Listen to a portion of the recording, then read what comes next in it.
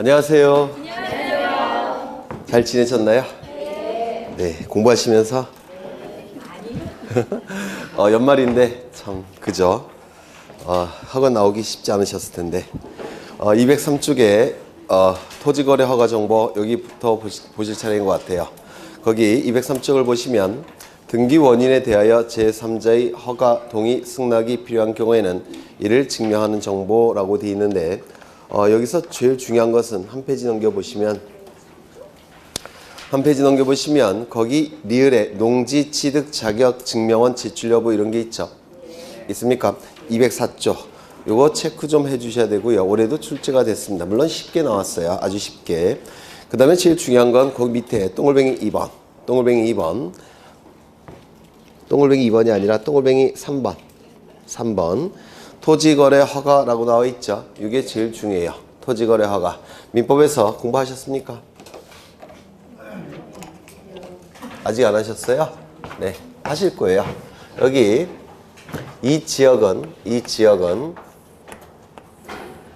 토지에 대하여 거래를 할 때는 관할관청의 허가를 받아야 되는 구역입니다. 토지에 관하여 거래를 할 때는 관할관청의 허가를 받아야 되는 구역인데 여기 한 필지 토지가 이렇게 있다는 겁니다. 소유자는 갑이에요. 갑이 이 토지에 대해서 을과 거래를 하더라는 겁니다. 등기까지 이루어지면 갑이 가진 물건은 을의 물건으로 변동이 되겠죠. 이때 일정한 경우에는 요 갑과 을은 관할관청에 가서 허가를 받아야 된다는 겁니다. 허가를 받으면 허가서가 있겠죠. 이 허가서를 등기 신청 시 제출을 해야 되더라는 겁니다. 등기소에 허가를 받아서 허가서를 받게 되면 등기 신청 시 이 허가서를 등기소에 제출해야 되더라는 겁니다. 그러면 여기서 일정한 경우 이게 제일 중요할 겁니다. 과연 어느 경우에 허가를 받아서 허가서를 등기소에 제출해야 되느냐. 먼저 첫 번째 거래가 유상거래이어야 됩니다. 유상은 무슨 뜻입니까? 유상. 네? 보상이 있다 이런 뜻입니다. 그렇죠. 그래서 거래를 할 때는 상대방으로부터 뭔가 보상을 받는 거래. 이걸 유상거래, 유상계약 이렇게 얘기를 할 겁니다. 반대는 무슨 뜻입니까? 뭡니까? 무상이겠죠. 보상이 없는 거. 그렇죠. 두 번째. 등기 원인이 계약이거나 또는 예약이어야 됩니다.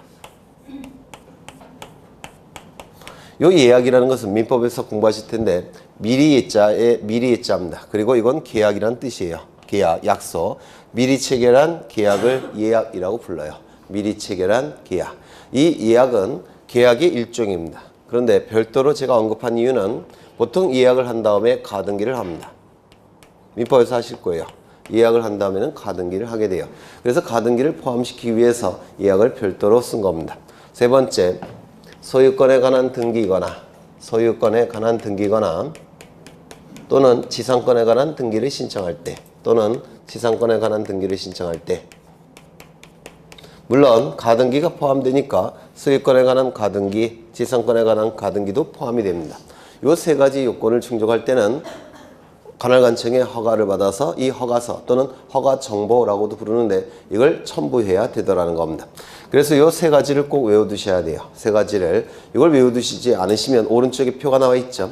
이걸 외우셔도 돼요. 이 표를 외우시든지 저 세 가지를 외우시든지 좀 꼭 기억해 두셔야 됩니다. 첫 번째, 거래가 유상일 것. 두 번째, 등기 원인이 계약이나 예약일 것. 세 번째, 등기의 목적은 소유권 등기나 지상권에 관한 등기일 것. 이 세 가지 요건을 충족할 때는 토지거래 허가 정보를 등기소에 제공해야 되더라는 겁니다. 한번 읽어나 보죠. 뭐 지금은 거의 외우지 못하실 거예요. 생소할 테니까. 그래서 익숙해지셔야 돼요. 용어가 자꾸 익숙해지시는 방법은 써보는 방법이 있을 테고 자꾸 이렇게 얘기를 하는 방법도 있습니다. 그래서 써보는 건 좀 시간이 많이 걸리니까 자꾸 읽어보셔야 돼요. 같이 한번 읽어보죠. 첫 번째, 유상일 것. 두 번째, 계약이나 예약일 것. 세 번째, 소유권 등기나 지상권에 관한 등기일 것. 물론 가등기도 포함이 됩니다. 그래서 이 세 가지를 꼭 좀 외워두셔야 돼요. 나중에는. 네. 그래서 그 정도만 보시면 될 것 같아요. 그 다음에 어디를 보시느냐면 쭉 넘기시고 쭉 넘기셔서 209쪽 보십니다. 209쪽. 209쪽을 보시면 토지 대장, 임야 대장, 건축물 대장 정보나 그 밖에 부동산 표시를 증명하는 정보. 요 정보를 첨부하는 등기는 딱 4가지예요. 그래서 그 밑에 있는 거 뭐 읽어보셔도 되겠지만 뭐 안 읽어보셔도 그 파란색에 있는 거 요 4가지를 꼭 외워두셔야 됩니다. 요거. 그래서 이 대장 증명 정보를 첨부해야 되는 등기는 4개의 등기. 가장 중요한 권리 등기인 소유권 등기. 뭐가 있습니까? 소유권 보전 등기, 소유권 이전 등기. 그 다음에 두 번째 표제부 등기. 표제부는 기준이 대장입니다. 그래서 대장을 먼저 바꾼 다음에 등기부 표제부를 바꾸는 거예요. 그래서 표제부 등기 2개, 부동산 표시 변경 등기와 부동산 멸시 등기. 요 4개의 등기를 신청할 때는 대장 증명 정보를 원칙적으로 첨부를 합니다. 그래서 요 4개 그것만 외워두시면 돼요. 다시요. 가장 중요한 권리의 등기 뭡니까? 소유권 등기 2가지. 두 번째 표제부 등기 2가지. 표제부는 기준이 대장이기 때문에 표제부 등기를 신청할 때는 대장 증명 정보를 첨부하는 겁니다. 가장 중요한 권리 등기인 소유권 등기와 표제부 등기 2가지씩 한번 읽어나 보죠. 소유권 보전 등기, 소유권 이전 등기, 부동산 표시 변경 등기, 부동산 멸실 등기. 부동산 멸실 등기라는 것은 부동산이 없어졌을 때 등기부 표제부에 멸실 사실과 멸실 원인, 날짜를 기록하는 등기인데 이를 부동산 멸실 등기라고 얘기합니다. 그래서 이 4가지를 좀 나중에 시험 보기 전까지는 암기하셔야 될 겁니다. 나머지는 뭐 쭉 넘어가십니다.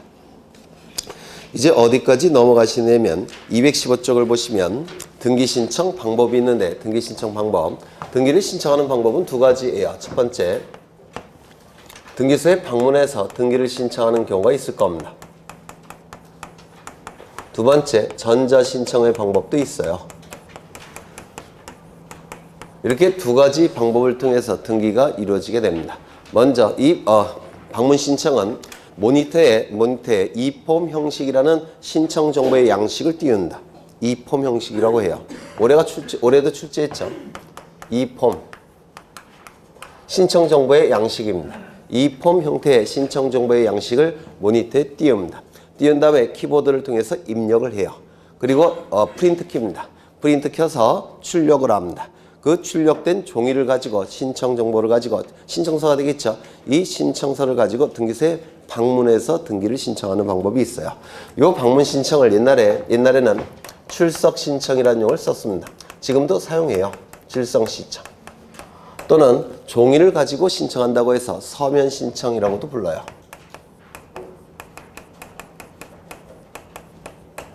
그래서 방문 신청, 이폼 형태의 신청 또는 출석 신청, 서면 신청 다 같은 뜻이에요. 요게. 그 다음에 이 전자 신청은 인터넷을 통해서 신청하는 걸 얘기합니다. 인터넷. 이거는 모니터에 인터넷 등기소에 가서 모니터에 요 신청 정보를 띄웁니다. 띄운 다음에 키보드를 통해서 입력해요. 프린터 킬까요? 안 킬까요? 네? 프린터 킬까요? 안 킬까요? 안 킵니다. 안 키고 엔터키 탁 쳐요. 그러면 그 정보가 인터넷 등기소로 송신이 돼요. 송신. 그래서 컴퓨터 파일 형태로 신청하는 방법이에요. 원칙은 방문 신청이 원칙이에요. 왜냐하면 인터넷을 못하는 분들도 좀 있기 때문에 그렇습니다. 그래서 원칙은 방문 신청이 될 겁니다. 그 정도만 일단 외우시고 시험에 나오는 건 나중에 다 줄을 칠 겁니다. 쭉 넘기십니다.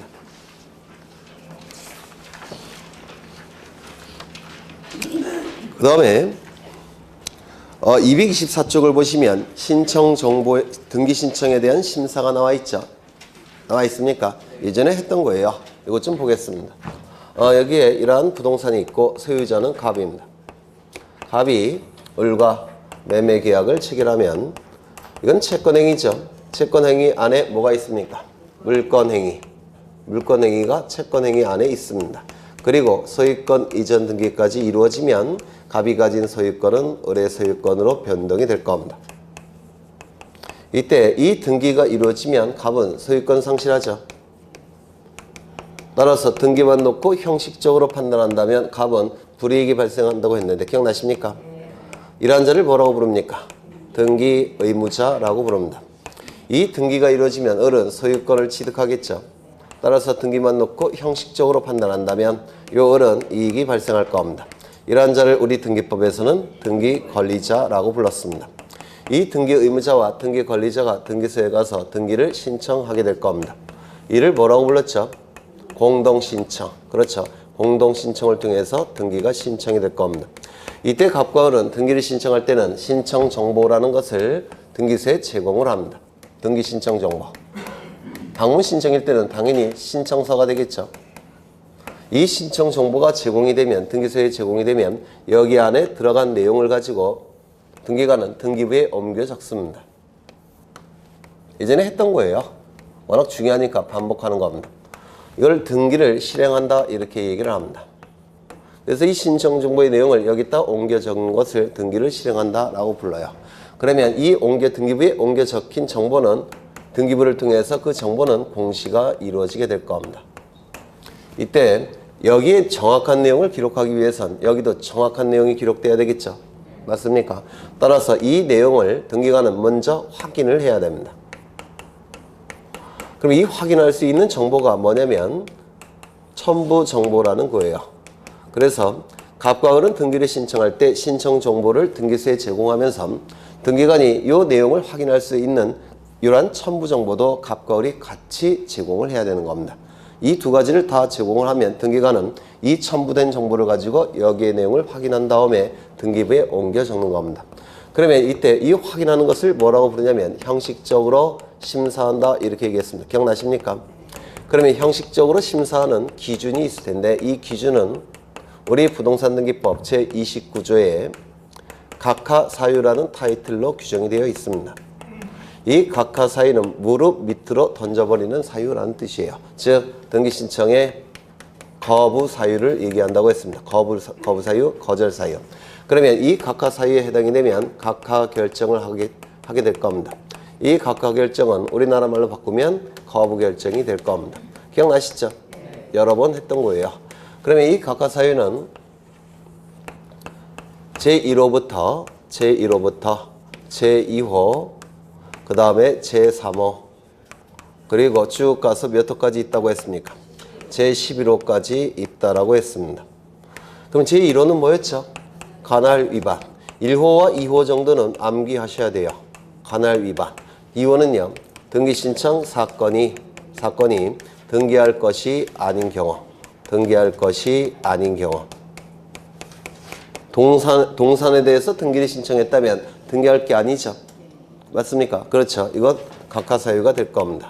이걸 뭐라고도 부르냐면 등기 능력이 없는 경우. 뭐 같은 뜻이에요. 등기 능력이 없는 경우. 제3호는 신청 권한이 없는 자가 등기를 신청한 경우. 이렇게 해서 쭉 11호까지 규정이 되어 있다라고 했습니다. 여기에 해당이 된다면 당연히 각하사유에 해당이 되니까 각하결정이 나오게 될 겁니다. 맞습니까?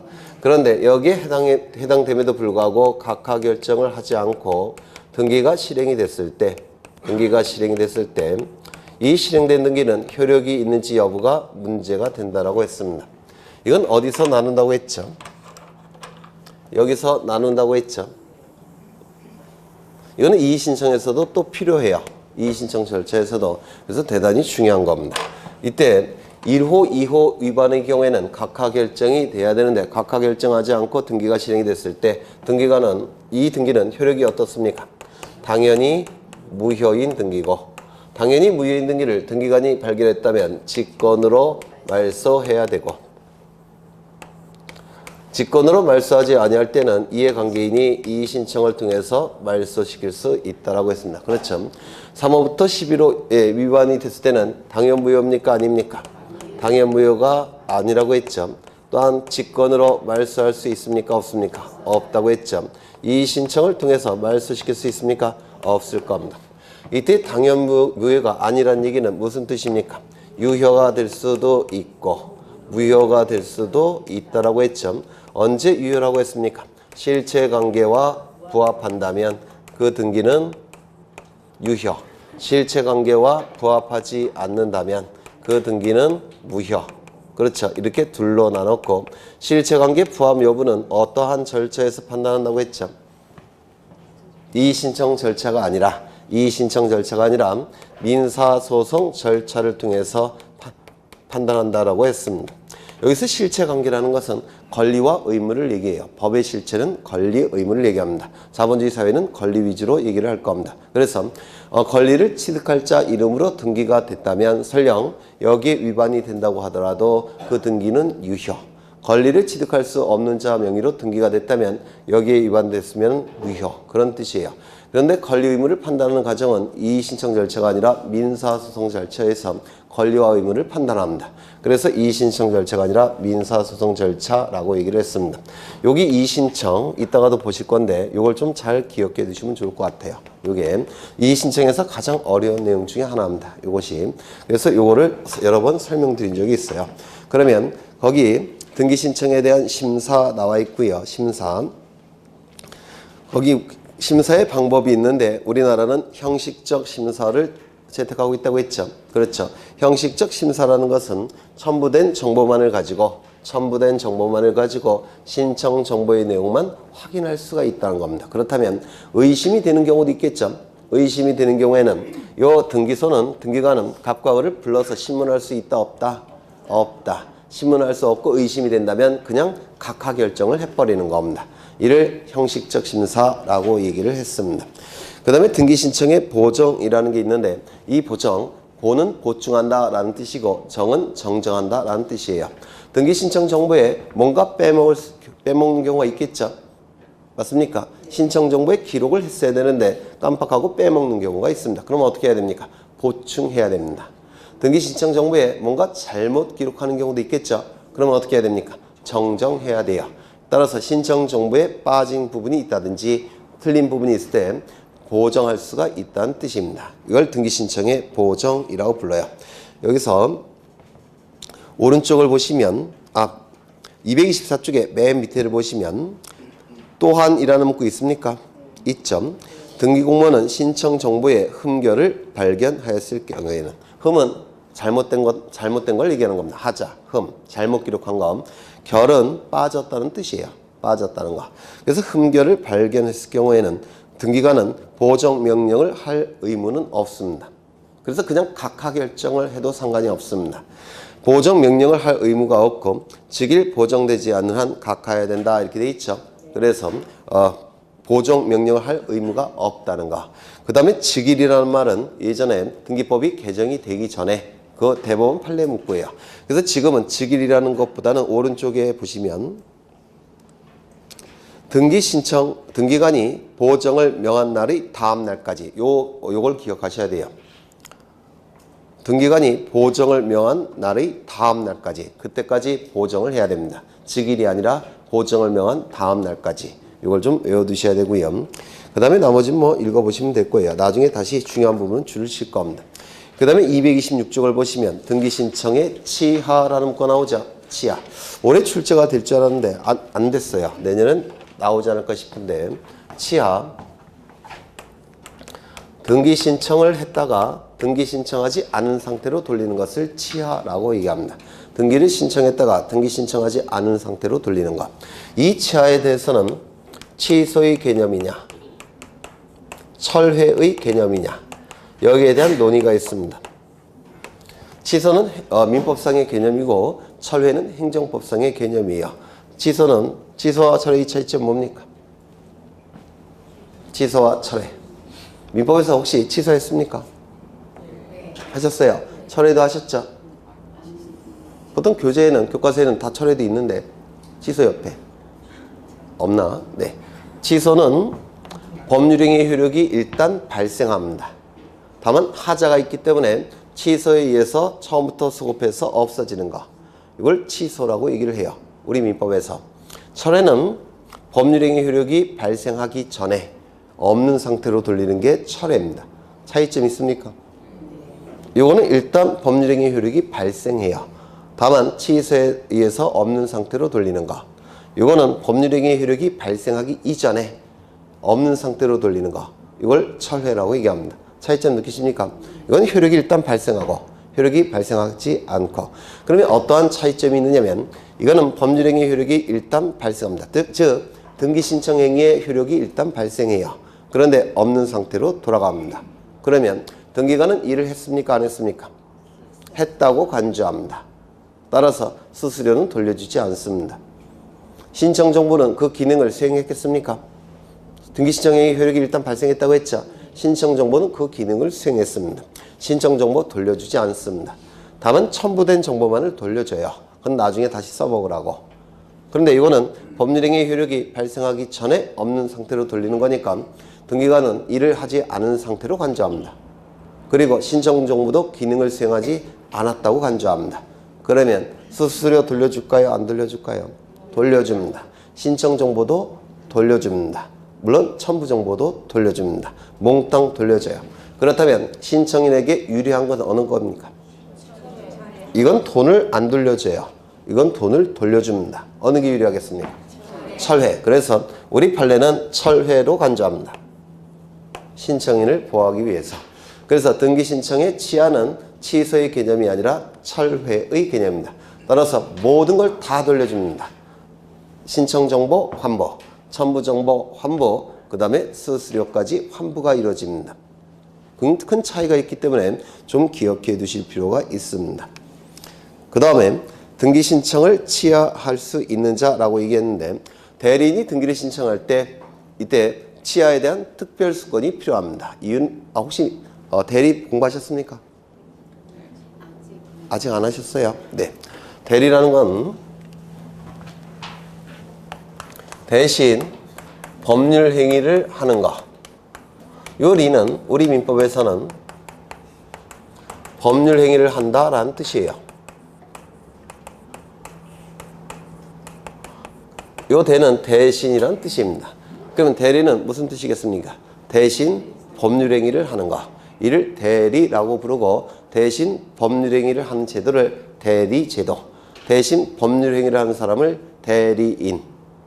대신 법률 행위를 할 수 있는 권한을 대리권 이렇게 얘기를 해요. 그렇죠. 이때 요 리자는 다스릴 리자인데요. 우리 등기법에서는 등기 신청한다 라는 뜻입니다. 그러면 우리 등기법에서는 대신 등기를 신청하는 거 이게 대리예요. 그러면 대리권은 무슨 뜻이겠습니까? 대신 등기를 신청할 수 있는 권한. 그렇죠. 그러면 대리인은 무슨 뜻이겠습니까? 등기법에서 대신 등기를 신청하는 사람. 이게 대리인이 될 겁니다. 그렇겠죠? 뭘 하다가 이게 나왔지? 네. 그래서 대신 등기를 신청했는데 그 대리인이 취하할 수 있느냐? 취하를 하기 위해서는 없는 상태로 돌리는 것이기 때문에 취하에 대한 특별한 수건이 필요합니다. 이를 특별수건이라고 불러요. 그래서 등기 신청 행위에 대리권을 수여했다고 해서 취하도 맘대로 할 수 있는 건 아닙니다. 그래서 취하에 대한 특별한 수건이 필요하다는 겁니다. 또 수건도 네.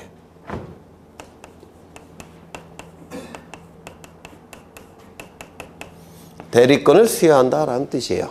대리권을 수여한다. 그래서 특별한 수건이 있어야지만 취하할 수가 있을 겁니다. 그 다음에 공동으로 신청했는데 취하를 단독으로 취하한다면 상대방은 놀랄까요? 안 놀랄까요? 네? 뭐 어려운가요? 갑과 을이 등기를 공동으로 신청했습니다.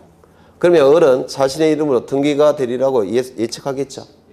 그런데 갑이 멋대로 이걸 취하를 해버리면 얘는 놀라요? 안 놀라요? 놀라겠죠. 예측할 수 없는 손해가 발생하더라는 겁니다. 그래서 공동으로 등기를 신청할 때는 취하도 공동으로 취하, 단독으로 신청할 때는 취하도 단독 취하입니다. 마찬가지로 방문 신청을 통해서 등기가 신청이 되면 취하도 방문 취하, 전자 신청을 통해서 등기가 신청이 될 때는 취하도 전자 취하를 하는 겁니다. 방문 신청인데 전자 취하를 하게 되면 이것도 뭐라 그럴까 공시 기능에 혼란이 발생합니다. 그래서 신청하는 방법과 취하는 방법은 같은 방법을 써야 돼요. 이게 아마 내년에는 나오지 않을까 싶어요. 가장 중요한 것은 등기 신청 취하의 시기와 방법에서 거기 첫째 줄 보시면 등기관이 등기를 마치기 전까지 그때 취하할 수가 있습니다. 등기 신청에 취하니까 신청 행위를 취하는 거죠. 그러면 접수하기 전까지 취하는 것처럼 보여요. 그런데 신청인의 이익을 도모하기 위해서 이 시점을 최대한 늦춘 겁니다. 시점을 최대한 늦춰서 언제까지? 등기를 마치기 전까지. 이것도 예외적이니까 출제가 될 가능성이 대단히 높은 겁니다. 그 정도 보시면 될 테고요. 등기 신청에 각하 나와 있는데 여기서 오른쪽을 보시면 관할이 아닌 경우, 그 다음에 두 번째 사건이 등기할 것이 아닌 경우, 등기 신청 사건이 등기할 것이 아닌 경우, 이건 별표 하나 쳐주셔야 될 겁니다. 무조건 출제가 되는 내용이에요. 무조건. 사건이 등기할 것이 아닌 경우 명확합니까? 명확하지 않습니까? 명확해요. 이건 코에 걸면 코걸이, 귀에 걸면 귀걸이에요. 등기 신청 사건이 등기할 것이 아닌 경우 불명확한 겁니다. 이러한 규정이 민법에 되어 있죠. 103조 선량한 풍속 기타 사회질서. 명확해요? 명확하지 않아요? 명확하지 않습니다. 이걸 불확정 개념이라고 부르는데 확정되지 않은 개념. 이런 불확정 개념은 코에 걸면 코걸이, 귀에 걸면 귀걸이에요. 따라서 등기관에 따라서 다 달리 해석할 수가 있습니다. 그러면 이거는 판례가 많고 논문이 많고 그래서 시험에 잘 나오는 부분이에요. 그래서 거기 52조 사건이 등기할 것이 아닌 경우 예를 든 거고요. 그 다음에 그 밑에 판례가 나와 있죠. 박스. 그렇죠. 이거 나중에 한 문장씩 한 문장씩 다 이해를 하셔야 돼요. 이거를 지금은 이해 못 하셔요. 다 민법의 지식이라서. 그래서 민법 공부가 어느 정도 되시면 이걸 하나씩 다 이해를 하실 겁니다. 암기 자체가 불가능해요. 워낙 많아서. 그래서 민법 지식이 좀 쌓일 때까지 기다릴 겁니다. 나머지는 뭐 그냥 읽어보시면 될 것 같아요. 나머지는 228쪽을 보시면 6번 있죠. 6호. 요거 하나 체크해 놓으시고요. 그 다음에 오른쪽을 보시면 11호가 있죠. 11호. 요거 하나 체크해 놓으시면 돼요. 그 다음에 나머지는 다 설명을 드렸고요. 쭉 넘어가십니다. 232쪽을 보시면 등기필 정보 작성 통지 나와 있습니까? 이 등기필 정보 거기 있는 내용 다 외워야 될 텐데 불가능하겠죠. 네. 그래서 이 등기필 정보 작성 통지되는 경우 요건을 좀 기억해 두셨으면 좋겠어요. 이 등기필 정보는 등기가 이루어졌을 때 먼저 등기필 정보의 개념을 보셔야 될 텐데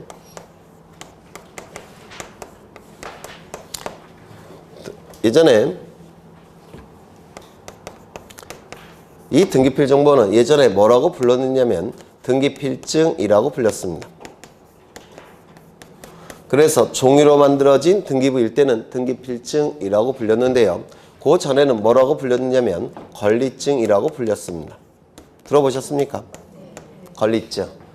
그 다음에 그 전에는 뭐라고 불렸냐면 집문서, 땅문서 이렇게 불렸어요. 아주 어르신들은 이렇게 불렀을 겁니다. 집문서, 땅문서. 그러니까 아들이 집문서 훔쳐갖고 도망갔다 뭐 그런 얘기 영화 같은 거 많이 있지 않습니까? 그렇죠. 이렇게 불렸습니다. 근데 그 이후에는 권리증이라고 불렸고요. 그 다음에는 등기필증, 지금은 등기필정보라고 불립니다. 지금은. 그래서 이 등기필증, 권리증, 이 집문서는 계약서가 있죠. 계약서에 등기소의 직인, 사각형의 직인이 찍혀 있습니다. 권리증이라 할 때는 권리증이라고 찍혀 있었고요. 등기소의 직인이 계약서에. 그 다음에 등기필증일 때는 여기 등기필증이라는 직인이 찍혀 있었습니다.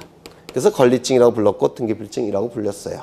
그래서 계약서 갖고 작성된 서류였습니다. 옛날에는. 그렇죠. 그런데 지금은 이 계약서 갖고 작성하지 않습니다. 그냥 비밀번호와 일련번호로 구성이 되어 있어요. 비밀번호, 일련번호. 그래서 등기 신청할 때 신청 정보에 이 등기필 정보, 즉 비밀번호와 일련번호를 기입합니다. 지금은. 그렇죠. 그래서 이 등기필 정보 굉장히 중요한데요. 이 등기필 정보는 등기가 이루어질 때 항상 작성하는 건 아닙니다. 일정한 요건을 충족할 때만 작성이 돼요. 그 요건을 좀 외워두시면 거기 책의 내용이 암기량이 대폭 줄어들어요. 첫 번째, 권리에 관한 등기에서만 등기필 정보가 작성이 됩니다. 권리에 관한 등기에서만. 그러면 표제부 등기가 이루어질 때는 등기필 정보가 작성되겠습니까? 안 되겠습니까? 네? 표제부에는 권리에 관한 내용이 기록이 됩니까? 안 됩니까? 안 되죠. 표제부에는 권리에 관한 내용이 기록되지 않습니다. 따라서 표제부 등기가 이루어질 때는 권리에 관한 등기가 아니기 때문에 등기필 정보는 작성되지 않습니다. 이거 이해가 되실까요? 그렇죠. 두 번째, 등기 신청인이 있어야지만 등기필 정보가 작성이 됩니다. 그렇다면 직권에 등기관이 직권으로 보전 등기할 때는 등기필 정보가 작성될까요? 안 될까요? 신청인이 있어야지만 등기필 정보가 작성이 돼요. 신청인이 없는 상태에서 등기관이 직권으로 보존 등기한다면 등기필 정보 작성됩니까? 안 됩니까? 안 됩니다. 신청인이 없기 때문에. 그렇죠. 그 다음에 등기부에 새로운 등기명의인이 기록이 돼야지만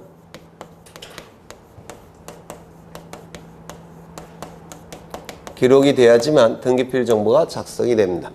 그러면 등기부에 새로운 등기명의를 기록하지 않는 등기도 있어요. 예를 들어서 이따가 보시겠지만 말소 등기, 말소 회복 등기, 변경 등기, 경정 등기 이런 등기들은 등기부에 새로운 등기원인을 기록하지 않습니다. 그러면 등기필 정보 작성될까요? 안 될까요? 안 됩니다. 등기명의인이 기록되는 등기만 등기필 정보가 작성이 돼요. 네 번째, 신청인과 새로운 등기명의는 같은 사람이어야 됩니다. 같은 사람일 때 이 새로운 등기명의인에게 등기필 정보가 작성되고 통지가 되는 겁니다. 같은 사람일 때. 그러면 같은 사람이 아니라고 한다면 등기필 정보 작성될까요? 안 될까요? 이때는 등기필 정보가 작성되지 않습니다. 통지되지도 당연히 않을 겁니다.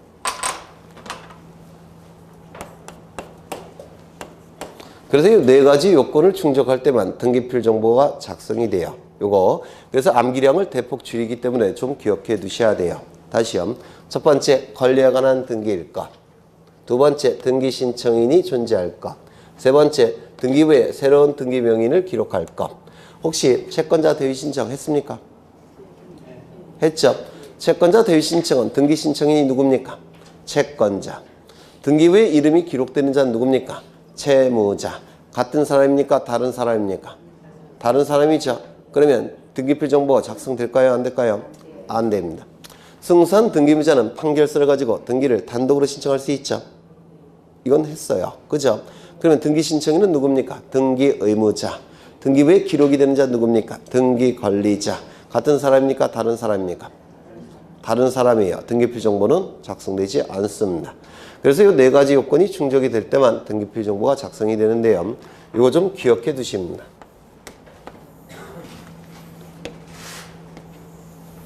읽어나 보죠. 익숙해져야 되니까. 첫 번째, 권리에 관한 등기일 것. 두 번째, 등기 신청인이 존재할 것. 세 번째, 등기부에 새로운 등기명인이 기록될 것. 네 번째, 신청인과 등기명인은 같은 사람일 것. 그때만 등기필 정보가 작성이 됩니다. 대단히 중요하니까 좀 기억해 두셔야 돼요. 그래서 아직은 이 정도만 보시면 될 것 같아요. 그 다음에 쭉 넘어가겠습니다. 이제 237쪽에 부동산 표시에 관한 등기를 볼 건데요.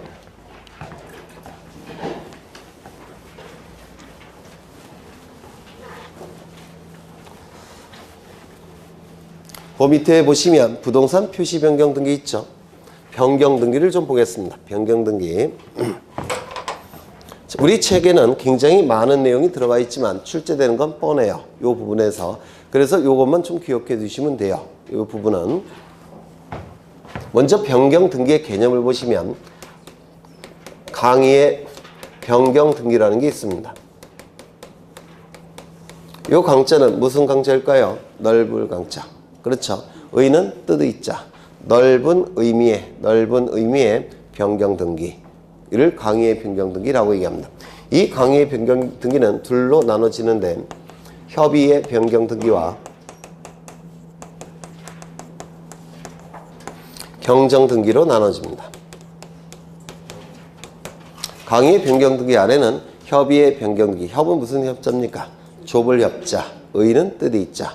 좁은 의미의 변경 등기와 경정 등기로 나눠지는데요. 이 변경 등기는 요를 생략합니다. 그래서 변경 등기, 경정 등기라고 불러요. 그러면 이 변경 등기는 한자로 이렇게 씁니다. 변화할 때 그 변자예요. 변화. 등기부에 기록된 내용 중에서 뭔가가 변화가 있었다는 겁니다. 처음에 등기부에 정확한 내용을 기록했는데 그중 일부에 대해서 변화가 발생했다는 겁니다. 그러면 변화가 나타난 부분은 고쳐야 되겠죠? 맞습니까? 고쳐야 됩니다. 고칠 경자예요. 그 등기를 변경 등기라고 부릅니다. 등기부에 기록된 내용 중에서 뭔가 일부 변화가 있었기 때문에 그 변화된 부분을 등기부에 반영해서 등기부를 고치는 등기, 변경 등기라고 부릅니다. 이 경정 등기는 처음부터 등기부에 일부 잘못 기록했습니다. 처음부터 일부 잘못 기록했기 때문에 어떻게 해야 됩니까? 등기부를 고쳐야 되겠죠. 등기부를 고쳐서 고칠 경자합니다. 등기부를 고쳐서 등기부를 바로 잡는 등기. 바를 정자예요. 등기부의 내용을 고쳐서 바로 잡는 등기. 이거 뉘앙스 차이점 느끼십니까? 이거는 처음에 제대로 등기부에 기록을 했는데 등기부에 기록된 내용 중에서 일부 변화가 있었기 때문에 등기부를 고치는 등기, 변경 등기. 변경 등기는 처음부터 일부 잘못 기록을 했기 때문에 등기부를 고쳐서 바로 잡는 등기, 경정 등기. 그 뉘앙스 차이점을 느끼셔야 되는데 느끼십니까? 그렇죠. 그러면 이제 이것 좀 보겠습니다. 이거는 부동산입니다. 부동산이면 그 권리에 관한 정보가 수집이 돼서 등기부라는 공적인 장부에 요즘은 등기 기록이라는 용어를 더 많이 씁니다. 등기부라는 공적인 장부에 부동산에 관한 정보와 권리에 관한 정보를 수집해서 기록해서 공시해야 되겠죠. 맞습니까? 부동산에 관한 정보는 표제부에 부동산 표시라는 타이틀로 기록이 될 겁니다. 맞습니까? 그 다음에 권리에 관한 정보는 갑굴구에 권리에 관한 정보들이 기록이 될 겁니다. 갑굴구에. 맞습니까? 기록이 될 때는 정확하게 기록을 해야 될 겁니다. 뭐 여기까지는 어려운 거 없죠? 네, 정확하게 기록을 해야 될 겁니다. 그러면 이 부동산 표시에 관한 정보는 뭐가 있습니까? 부동산이 토지와 건물 두 가지가 있죠. 그러면 부동산 표시에 관한 정보는 건물 표시에 관한 정보와 토지 표시에 관한 정보가 있을 겁니다. 건물 표시에 관한 정보는 건물 등기부 표제부에, 토지 표시에 관한 정보는 토지 등기부 표제부에 기록되겠죠. 맞습니까? 그러면 건물 표시와 토지의 표시는 뭐가 있습니까? 외우셨죠? 소지 종구면, 소지지면. 기억나십니까? 그렇죠. 그러면 건물의 표시는 소재. 건물의 소재, 행정구역을 얘기하죠. 건물의 대지, 지번, 건물의 종류, 건물의 구조, 건물의 면적. 이런 것들이 표제부에 기록이 될 겁니다. 건물 표제부에. 맞습니까? 그러면 토지 표시에 관한 정보는 토지의 소재, 지번, 지목, 면적 이런 것들이 토지 등기부 표제부에 기록이 될 겁니다. 맞습니까? 표제부에는 권리에 관한 내용이 기록됩니까? 안 됩니까? 안 된다고 했죠. 그렇죠. 그 다음에 이 권리에 관한 정보는 권리의 종류별로 그 내용들이 갑구을구에 기록이 될 겁니다. 맞습니까? 권리의 종류별로 그 내용들이 갑구을구에 기록이 될 거예요. 그러면 권리의 종류는 뭐가 있죠? 가장 중요한 권리인 소유권. 소유권에 관한 내용들은 어디에 기록되겠습니까? 갑구에. 그렇죠. 소유권에서 도출되는 소유권 이외의 권리 뭐가 있을까요? 용의물권인 지상권, 지역권, 전세권 이러한 권리들이 있겠죠. 그 다음에 담보물권인 저당권, 권리질권 이러한 권리들이 있을 겁니다. 그리고 채권인 임차권 이러한 권리들이 있을 겁니다. 이러한 권리들은 어디에 기록되겠습니까? 을구에. 소유권 이외의 권리는 을구에. 소유권에 관한 내용은 갑구에. 기억나십니까? 그러면 이러한 지상권, 지역권, 전세권 이러한 권리들은 내용이 뭐가 있느냐면 존속기간이 있겠죠. 맞습니까? 또는 범위라는 것도 있습니다. 이건 다 민법에서 하실 거예요. 또는 뭐도 있을까요? 지상권, 지역권은 지료. 조심해야 될 것은 지료는 지상권에는 기록이 되지만 지역권에는 기록되지 않아요. 뭐 그런 건 시험과는 관련 없으니까. 그 다음에 전세권은 전세금. 이러한 것들이 내용으로서 등기부에 기록이 될 겁니다. 맞습니까? 뭐 목적. 이런 것들이 내용으로서 을구에 기록이 될 겁니다. 소유권은 내용이 뭐가 있을까요? 혹시 이런 거 들어보셨습니까? 지분, 공유 지분. 네, 그런 것들이 소유권의 내용으로서 갑구에 기록이 될 겁니다.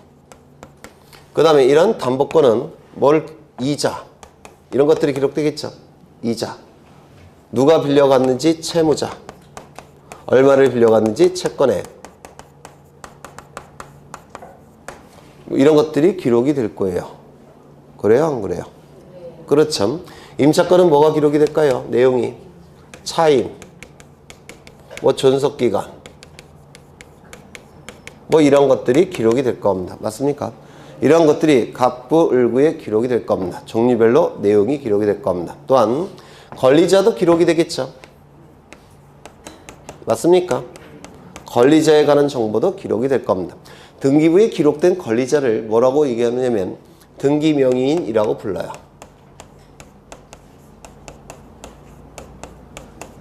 등기명의인. 등기부에 권리자로 기록된 자를 등기명의인이라고 부릅니다. 소유권자로 기록된 자는 소유권의 등기명의인, 지상권자로 등기부에 기록된 자를 지상권의 등기명의인, 전세권자로 기록된 자를 전세권의 등기명의인이라고 부릅니다. 그러면 이 등기명의인에 관한 정보도 등기부에 기록이 되겠죠. 등기명의인에 관한 정보를 등기명의인 표시사항이라고 불러요. 그러면 이 등기명의인 표시사항은 뭐가 있느냐면 이름, 주민번호, 주소 이 세 가지를 등기명의인 표시사항이라고 부릅니다. 여기까지 되셨을까요? 이런 것들이 갑굴구에 기록이 될 겁니다. 맞습니까? 네. 그런데 등기부에 이렇게 정확하게 기록을 했는데 부동산 거래에 관한 정보들을 등기부에 정확하게 기록을 했는데 이 부동산 거래에 관한 정보가 나중에 일부 변화가 나타났다라는 겁니다. 나중에 일부 바뀌었다는 겁니다. 예를 들어서 행정구역의 명칭이 바뀌었다든지 아니면 뭐 지목이 바뀌었다든지 지번이 바뀌었다든지 면적이 달라졌다든지 이렇게 일부 변화가 나타날 수 있습니까? 나중에 있겠죠. 그러면 그 변화된 부분은 이 등기부에 기록된 내용과 일치합니까? 일치하지 않겠습니까? 일치하지 않겠죠. 그래서 일치하지 않는 경우도 발생한다는 겁니다. 이를 뭐라고 부르냐면 나중에, 이걸 우리 법률 용어로 후발적이라는 용어를 씁니다. 나중이라는 뜻이에요. 뒤후자와 시작한다 발자를 써서 나중에라는 뜻입니다. 후발적으로 일부 불일치가 발생을 했다라는 겁니다. 그러면 공시 기능을 제대로 발휘할 수 있겠습니까? 없겠죠. 그러면 그 바뀐 부분은 어떻게 해야 됩니까? 고쳐야 되겠죠. 맞습니까? 고쳐서 일치를 시켜줘야 됩니다. 이 일치시켜주는 등기를 뭐라고 부르냐면 변화가 나타났기 때문에 등기부를 고치는 등기, 변경 등기라고 부르겠다는 겁니다. 나중에 일부 변화가 나타났기 때문에 그 등기부를 그 변화에 맞춰서 고치는 등기, 뭐라고요? 변경 등기라고 부르겠다는 겁니다. 되셨을까요? 되셨죠? 그런데 이런 경우도 있어요. 처음부터 일부 잘못 기록하는 경우도 있습니다. 사람이 하는 거니까. 그렇죠. 처음부터 일부 잘못 기록하는 경우도 있다는 겁니다. 예를 들어서 면적을 10,000제곱미터로 기록해야 되는데 공을 하나 빼먹고 기록했다는 겁니다. 그럴 수 있겠죠. 지번을 100의 11번지 이렇게 기록해야 되는데 2를 빼먹고 100의 1번 이렇게 기록을 했다는 겁니다. 그럴 수 있겠습니까? 네. 지목을 전으로 기록해야 되는데 잘못해서 답으로 기록했다는 겁니다. 존속기간이 20년인데 빼먹고 2년으로 기록했다는 겁니다. 전세금이 10억인데 빼먹고 0을 하나 빼먹고 1억으로 기록했다는 겁니다. 이렇게 일부 처음부터 잘못 기록할 수 있습니까? 그런 경우도 있을 수가 있을 거예요. 그러면 잘못 기록한 부분은 부동산 권리에 관한 정보와 기록된 정보가 일부 불일치가 발생하겠죠. 맞습니까? 그러면 이 불일치를 뭐라고 부르냐면 처음부터 이걸 원시적이라는 용어를 씁니다. 원시적. 원은 근원 원자고 시는 시작한다라는 뜻이에요. 처음부터 원시적. 원시적 일부 불일치가 발생하는 경우가 있다는 겁니다. 처음부터 일부 잘못 기록한 걸 얘기합니다. 그렇다면 일치시켜줘야 되겠죠. 맞습니까? 이걸 뭐라고 부르냐면 등기부를 고쳐서 등기부를 바로 잡는 등기, 경정등기 이렇게 부르겠다는 겁니다. 뭐 이해는 이렇게 하셔야 되고 이게 기계적으로 나오셔야 돼요. 후발적 일부 불일치하면 나중에는 변경등기, 원시적 일부 불일치하면 나중에 경정등기. 이게 기계적으로 나오셔야 됩니다. 이게 원시적 뭐라고요? 경정등기. 후발적 뭐라고요? 변경등기. 이렇게 기계적으로 나오셔야 돼요. 그렇죠. 그러면 여기서 공통점이 있는데 뭘까요?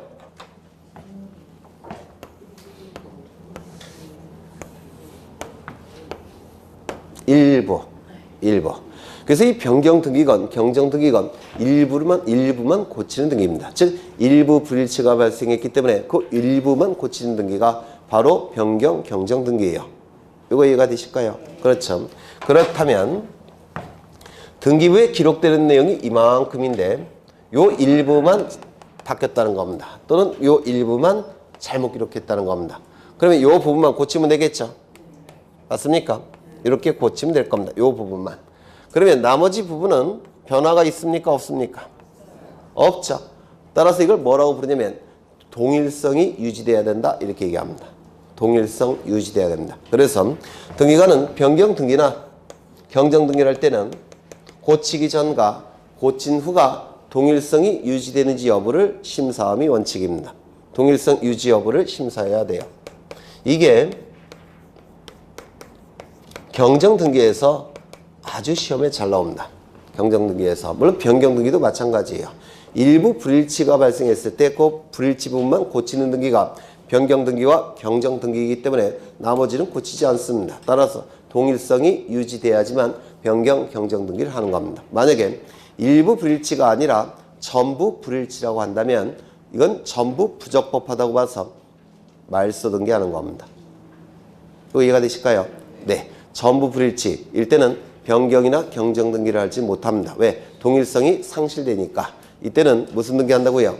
전부 불일치로 봐서 전부 부적법하다고 봐서 이는 말소 등기를 하는 겁니다. 이거 이해가 되실까요? 그렇다면 요 지상권에서 지역권으로 바뀐다든지 지역권으로 기록해야 되는데 지상권으로 기록했다면 고쳐야 되겠죠. 그러면 종류가 달라질 때는 이거는 변경이나 경정등기 할까요? 아닐까요? 종류가 완전히 달라지는 건 일부 불일치일까요? 전부 불일치일까요? 전부 불일치입니다. 내용 자체가 완전히 바뀌기 때문에 그렇습니다. 이거 이해가 되실까요? 그래서 종류가 달라질 때는 변경이나 경정등기를 할 수는 없습니다. 종류가 달라질 때는 전부 불일치로 보게 돼요. 우리 시험에 한번 나왔습니다. 이때는 변경등기도 허용될 수 없고 경정등기도 허용될 수가 없습니다.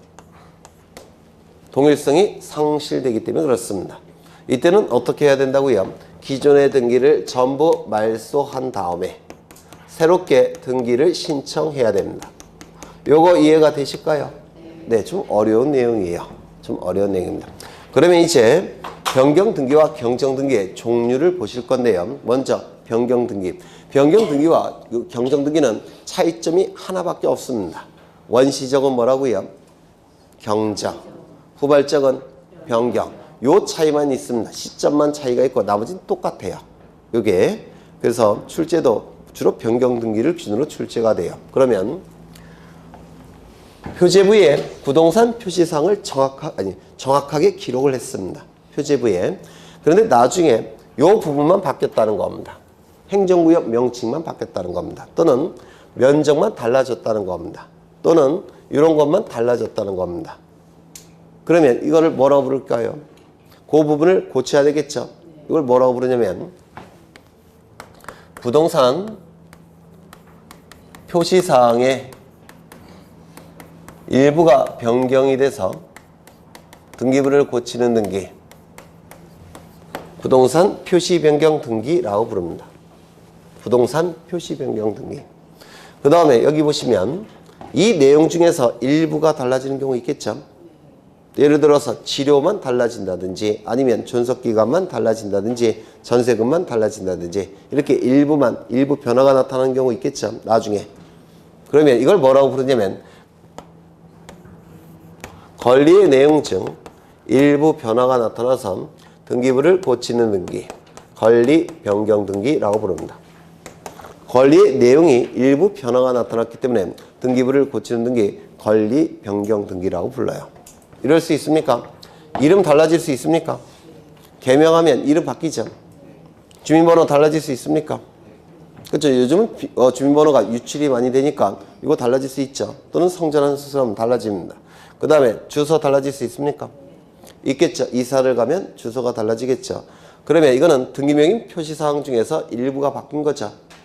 등기부 고쳐야 됩니까? 고쳐야 되겠죠. 이를 뭐라고 부르냐면 등기명의인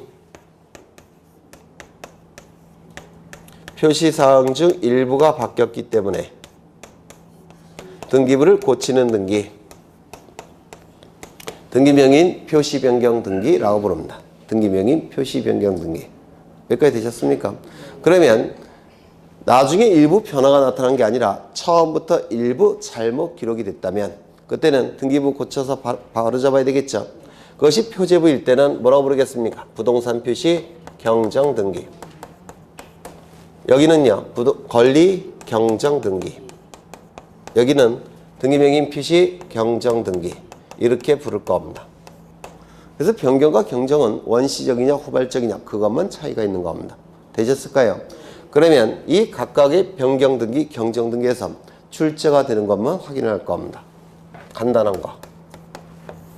첫 번째, 이 부동산 표시 변경 등기나 부동산 표시 경정 등기는 표제부 갑굴구 중에서 어디에서 이루어지는 등기입니까? 네? 표제부겠죠? 한번 고민하세요. 표제부. 표제부에서 이루어지는 등기입니다.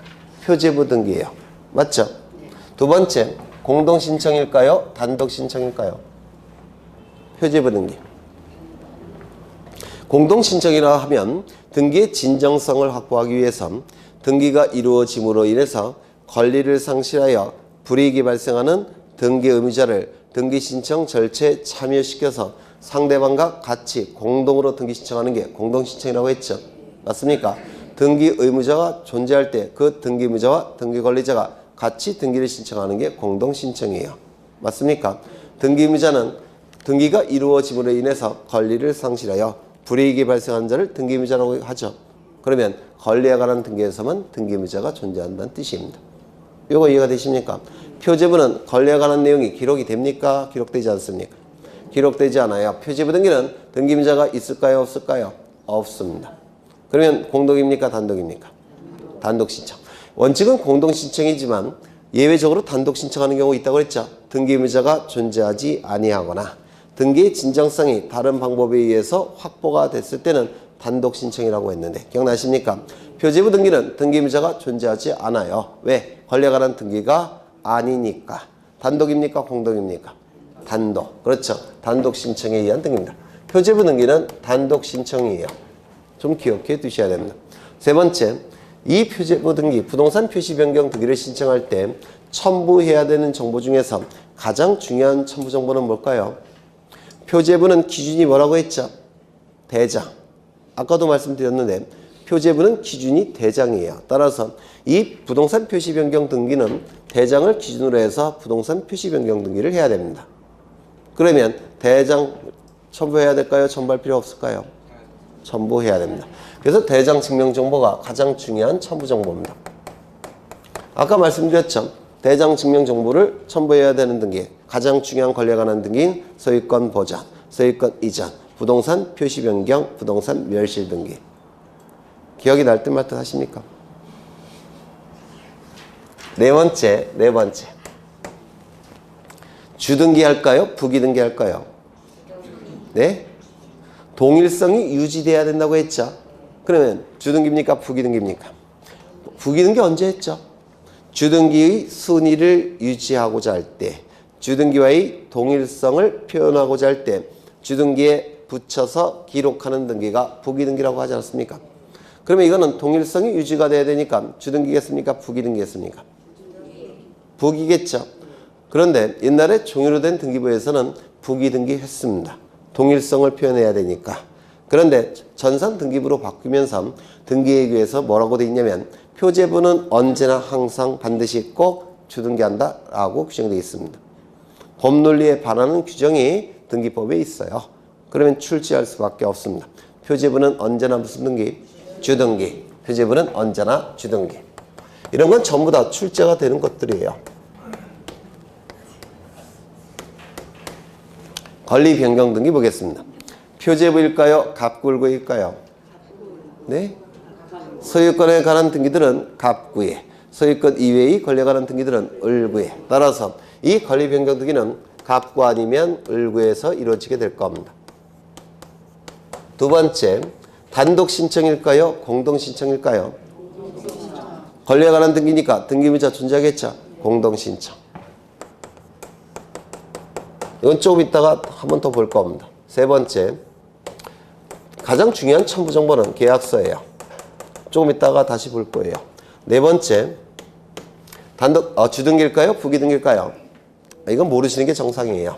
부기등기가 원칙이지만 주등기하는 경우도 있습니다. 이건 오늘 안 할 겁니다.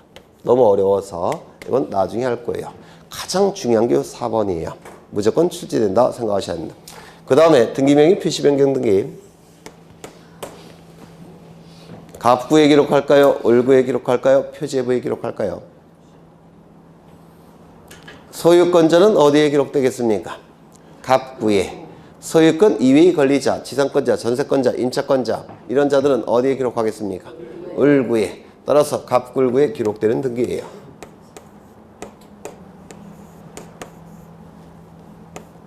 두 번째, 단독 신청일까요? 공동 신청일까요?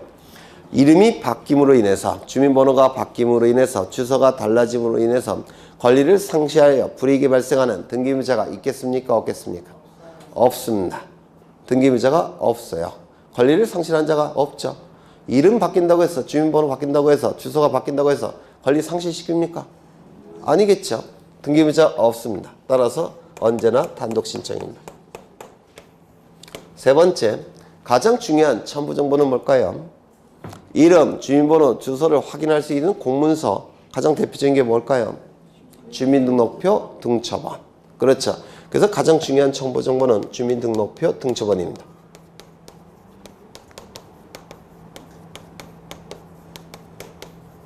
네 번째, 주등기일까요? 부기등기일까요?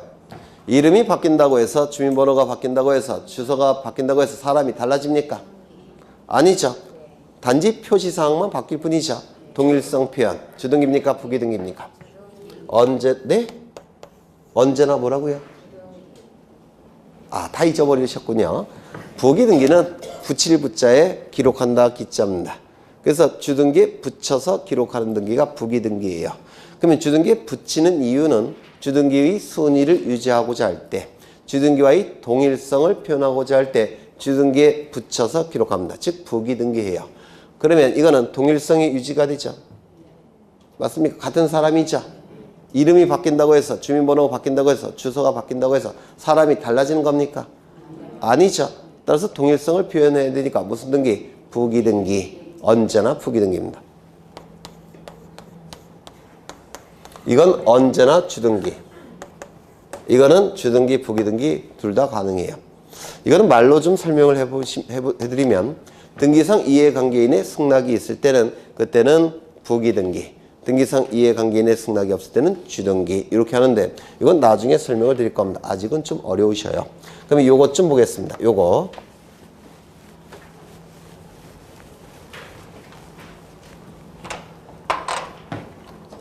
여기 이러한 부동산이 있고 소유자가 갑입니다.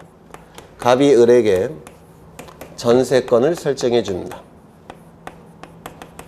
전세권이 설정되기 위해서는 우리민법 186조에 의해서 전세권 설정 계약이 체결돼야 됩니다. 물권행위. 그리고 전세금이 수수돼야 돼요. 전세금을 지급해야 됩니다. 그리고 186조에 의해서 전세권 설정 등기까지 이루어져야 됩니다.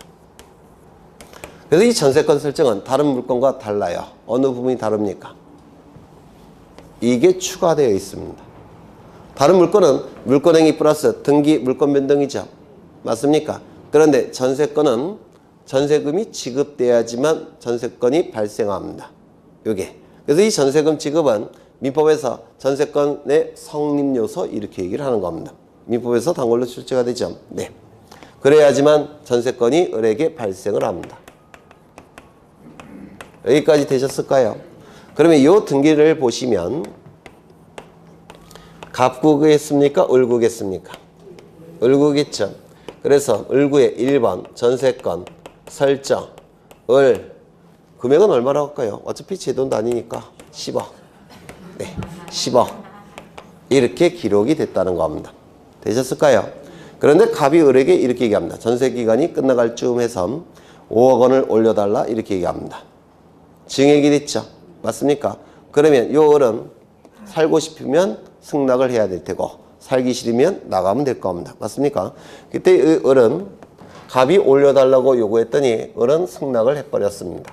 이걸 뭐라고 얘기하느냐면 전세건 변경계약이라고 얘기합니다.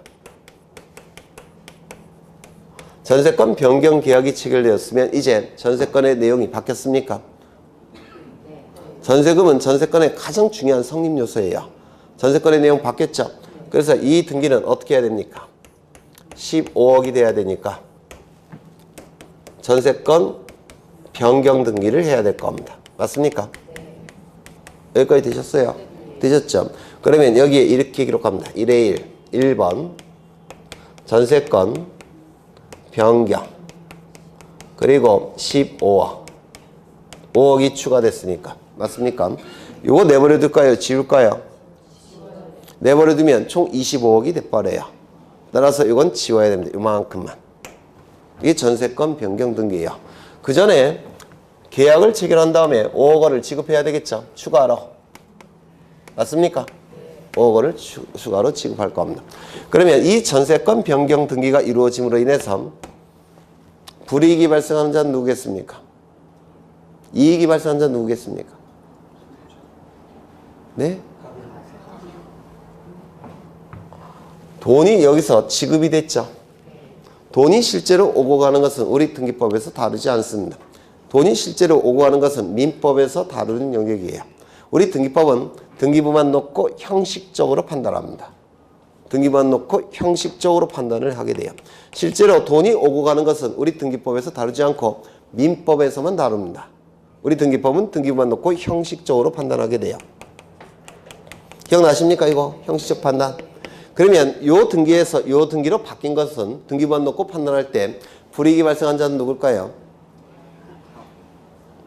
갑입니다. 이유는요. 요 등기부를 통해서 판단할 수 있는 것은 갑은 변경 등기가 되기 전까지는 얼마를 전세기간이 종료가 됐을 때 얼마만 돌려주면 됩니까? 10억. 그런데 바뀌게 되면 얼마를 돌려줘야 됩니까? 15억. 따라서 불이익이 발생한 자는 누굽니까? 갑 등기 의무자. 이익이 발생한 자는 누굽니까? 을 등기 관리자입니다. 전세권 변경이 되기 전까지는 을은 전세기간이 종료가 되면 얼마를 돌려받을 수 있었습니까? 네? 10억. 그런데 내용이 바뀌었을 때는 얼마를 돌려받을 수 있습니까? 15억. 따라서 이 을은 이익이 발생합니다. 등기 관리자예요. 이렇게 판단한 겁니다. 그래서 돈이 실제로 오고 가는 것은 우리 등기법에서 판단하지 않습니다. 그럼 민법에서 판단하는 것이고 우리 등기법은 등기부만 놓고 형식적으로 판단합니다. 그렇다면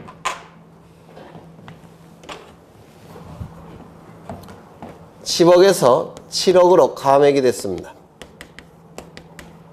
그러면 이 갑은 을에게 3억 원을 돌려줘야 되겠죠. 이거는 우리 등기법에서 판단한다고 안 한다고? 안 한다고요. 이건 민법에서 다른 영역입니다. 우리 등기법에서는 이것만 판단해요. 여기 10억에서 얼마로 바뀌었습니까? 7억. 그러면 이 변경 등기가 이루어짐으로 인해서 불이익이 발생한 자는 누굽니까? 을은 예전에 10억을 돌려받을 수 있었죠. 이제는 얼마만 돌려받으라고 기록되어 있습니까? 7억. 따라서 을이 등기 의무자. 얘는 예전에는 10억을 돌려주면 됐죠. 등기부만 놓고 볼 때. 지금은 얼마만 돌려주면 됩니까? 7억. 그래서 얘는 이익이 발생합니다. 등기관리자. 이렇게 판단한 겁니다. 등기부만 놓고 형식적으로 판단하기 때문에 그렇습니다. 돈이 실제로 오고 가는 건 고려하지 않습니다. 그건 민법이 다른 영역이고. 이해가 되실까요? 네. 따라서 이 변경 등기는 공동신청에 의하게 됩니다. 그러면 이때 갑이 올려달라고 해서 금액이 그 즉시 올라갑니까? 아니죠. 을의 동의, 승낙이 필요하죠. 그래서 체결한 게 뭡니까? 전세권 변경 계약. 이게 전세권 변경 등기의 등기 원인이에요. 그러면 가장 중요한 첨부 정보는 뭐겠습니까? 변경 계약서. 이게 가장 중요한 첨부 정보가 됩니다. 여기까지 되셨을까요? 네. 그러면 이게 가장 시험과 관련해서 단골로 나오는 내용이고요. 기본적인 내용입니다. 그런데 여기서 몇 가지를 더 추가해야 돼요. 그건 심화 과정에서 한 4월쯤에 공부를 하실 건데 여기서 하필 등기를 공부하셔야 됩니다.